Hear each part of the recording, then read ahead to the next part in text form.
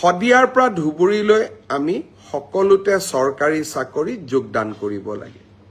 পিছত ট্ৰেন্সফাৰৰ কাৰণে আমি বিভিন্ন ধৰণে প্ৰচেষ্টা চলাওঁ আৰু সেই প্ৰচেষ্টা চলাওঁতে বহুজনে ঘোষ আদিও দিব লাগে বুলি, উপঢৌকন আদি দিব লাগে বুলিও আমি বিভিন্ন সময়ত শুনা পাওঁ। ভাৰতৰ ভিতৰতে এইবাৰ মই এটা নতুন ব্যৱস্থা লৈছিলোঁ। শিক্ষামন্ত্ৰী থাকোঁতে শিক্ষা বিভাগত আৰু এইবাৰ আমাৰ চৰকাৰী বিভাগত তৃতীয় চতুৰ্থ পুলিচ সকলোৰে বাবে যে আমি মিউচুৱেলি ট্ৰান্সফাৰ নকৰোঁ কিয়। বহুজনে আবেদন কৰিছিলে, কিন্তু আমি প্ৰায় ৯,০০০ জনক এই মিউচুৱেল ট্ৰান্সফাৰৰ কাৰণে বিভিন্ন পৰীক্ষাৰ পিছত যোগ্য বুলি বিবেচিত কৰিলোঁ।